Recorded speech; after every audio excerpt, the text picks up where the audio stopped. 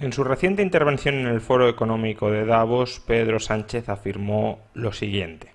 Usted ha mencionado la desigualdad y en particular en nuestros países, en el mío en concreto, en España, los que más sufren son los jóvenes.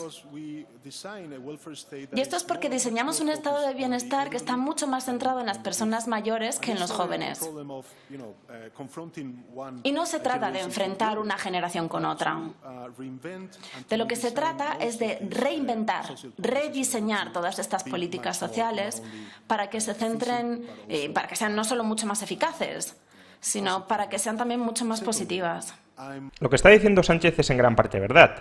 Aunque se nos ha afirmado que el estado de bienestar se ha constituido para ocuparse de las personas más necesitadas dentro de una sociedad, en realidad los estados de bienestar modernos lo que hacen es redistribuir la renta desde la clase media a la clase media. Es una redistribución horizontal.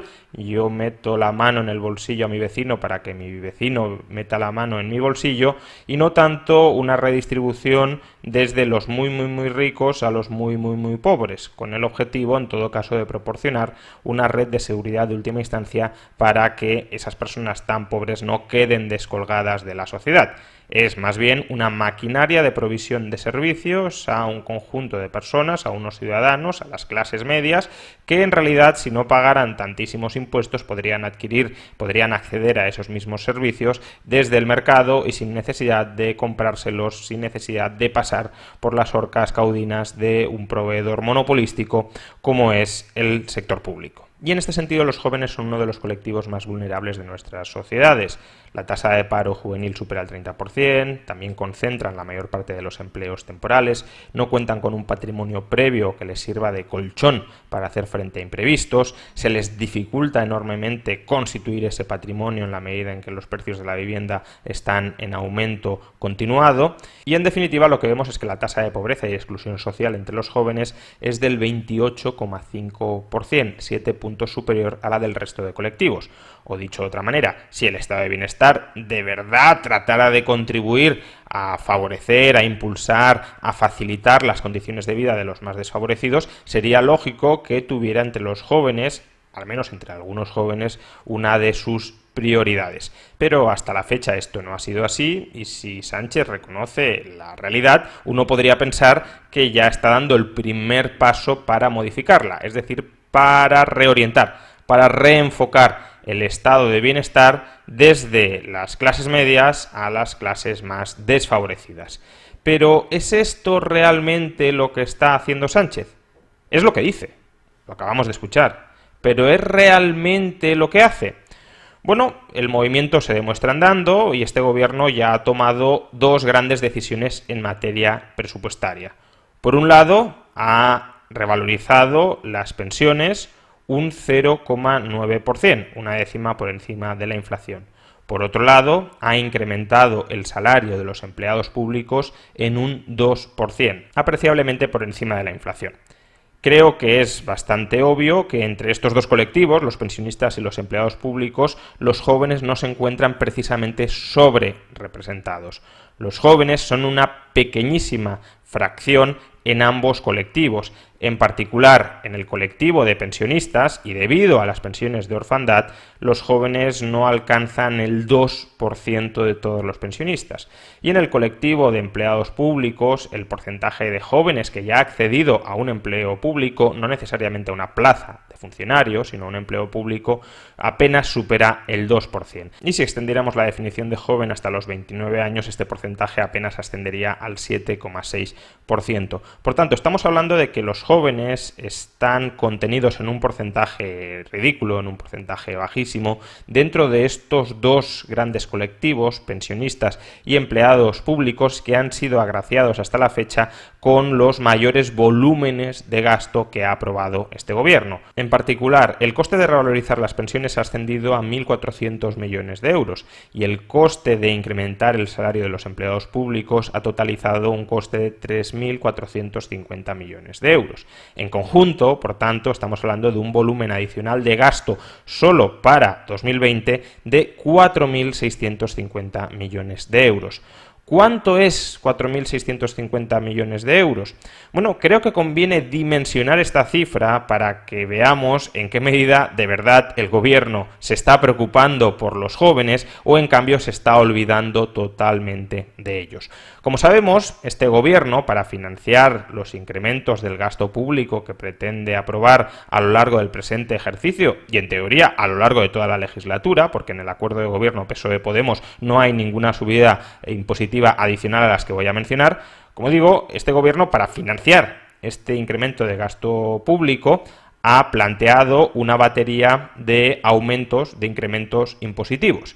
Más en particular, la subida del impuesto sobre sociedades, la subida efectiva del impuesto sobre sociedades para las grandes empresas, la subida del IRPF a las rentas superiores a 130.000 euros, la tasa Tobin sobre transacciones financieras, la tasa Google sobre actividades digitales, que ya veremos si finalmente se termina aprobando, y también diversos impuestos medioambientales. Pues bien, como digo, con la recaudación derivada de este conjunto de subidas tributarias supuestamente dirigidas a los ricos, el gobierno pretende financiar sus programas sociales, pretende obtener fondos para desplegar su artillería de propuestas de gasto público.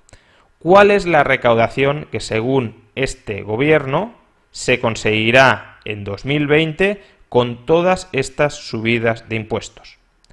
4.800 millones de euros. Recordemos, la subida de las pensiones y de los salarios públicos cuesta 4.650 millones de euros. Toda la recaudación que espera conseguir el gobierno con todas las subidas fiscales que al menos ha anunciado que va a aprobar hasta la fecha son 4.800 millones de euros. O dicho de otra manera, el gobierno ya se ha fundido prácticamente todo el margen fiscal que tenía para este año en subir las pensiones y en subir el sueldo a los empleados públicos. Dos colectivos donde los jóvenes ni están ni se les espera. Por tanto, esto de decir que la prioridad del gobierno son los jóvenes, cuando casi el 100% de todo el nuevo gasto público que puedes dotar sin déficit público lo destinas a dos colectivos, pensionistas y empleados públicos, donde los jóvenes pesan el 2%, es pura hipocresía. Y además, recordemos lo que he mencionado, los jóvenes tienen una tasa de riesgo de pobreza especialmente alta, desde luego mucho más alta que la de los empleados públicos o la de los pensionistas. La tasa de riesgo de pobreza y exclusión social de los pensionistas es del 15% y la de los empleados con contrato indefinido, dentro de los cuales en general están los empleados públicos, es del 7%. Recordad, jóvenes 28,5%, pensionistas 15%, empleados con contrato indefinido 7%. La prioridad deberían ser, efectivamente, si uno es un socialdemócrata que cree que hay que utilizar el Estado para redistribuir la renta hacia los colectivos más desfavorecidos, la prioridad deberían ser los jóvenes, no los pensionistas o los empleados públicos que tienen tasas de riesgo de pobreza de la mitad o de una cuarta parte de la de los jóvenes. Porque además conviene tener presente que hay una política que se nos ha dicho desde este gobierno que se quiere aprobar, que se quiere implementar y que además es defendida por el actual ministro de Seguridad Social, José Luis Escrivá, porque cuando estuvo al frente de la AIREF encargó un informe donde analizaba una propuesta de ingreso mínimo vital. Un ingreso mínimo vital no es lo mismo que una renta básica. La renta básica es que todo el mundo cobra una determinada cantidad de dinero con independencia de su predisposición o no a trabajar, con independencia de su situación económica. Un ingreso mínimo vital es más bien una asistencia de última instancia. Aquellas personas que no ingresan una cantidad de dinero ultra mínima y que además no pueden encontrar empleo, reciben una transferencia pequeña del Estado para subsistir. Pues bien, según José Luis Escrivá, este ingreso mínimo vital tendría un coste de 3.500 millones de euros al año y permitiría reducir la tasa de pobreza severa, es decir, dentro de la tasa de riesgo de pobreza y exclusión social, aquel subgrupo de personas que están en una situación peor, que ni siquiera alcanzan el 30% de la renta mediana del país, permitiría reducir esa tasa de pobreza severa en un 60%, es decir, a más de la mitad de sus niveles actuales. Repito, Con 3.500 millones de euros se podría reducir a la mitad, a más de la mitad, la tasa de pobreza severa, que evidentemente afecta especialmente a los más jóvenes. 3.500 millones de euros. Y sin embargo, ¿a dónde van a parar esos 3.500? En realidad, 4.650 millones de euros, que son la recaudación adicional que espera obtener el gobierno de subir impuestos a prácticamente toda la economía productiva. A pensionistas y a empleados públicos. Es de una tremenda hipocresía, repito, que se nos esté diciendo desde Davos que este gobierno se va a preocupar por los jóvenes, que va a reorientar las políticas del estado de bienestar para enfocarse en los jóvenes, y que las dos primeras medidas presupuestarias que tome, las dos primeras medidas de gasto que tome, se dirijan a pensionistas y a empleados públicos, y que no sean además las dos únicas primeras medidas, sino que sean las dos medidas que agoten todo el margen de gasto público adicional que tiene este gobierno. Y uno se puede plantear, ¿y por qué esto es así? Porque si los jóvenes están en una situación más precaria que pensionistas o empleados públicos, ¿por qué las políticas públicas se orientan hacia pensionistas y empleados públicos? La respuesta es muy sencilla. Pensionistas y empleados públicos suman 12 millones de personas, es decir, 12 millones de votos, 12 millones de votantes que hay que cuidar, que hay que mimar para perpetuarse en el poder. Y este es, en última instancia, el auténtico objetivo de cualquier político, más allá de las alocuciones públicas grandilocuentes que efectúe. Todo político quiere atornillarse en el sillón, todo político quiere conservar el poder. Y para conservar el poder hay que maximizar votos. Y una fórmula para maximizar votos es comprar votos. Y eso es justamente lo que ha venido haciendo y lo que sigue haciendo este gobierno con el dinero de todos los contribuyentes. No ayudar a las personas más desfavorecidas de la sociedad, que es algo que muchos de nosotros querríamos hacer con el dinero que se nos quita a través de impuestos, sino comprar el voto de aquellos que pueden mantenerlo en la Moncloa.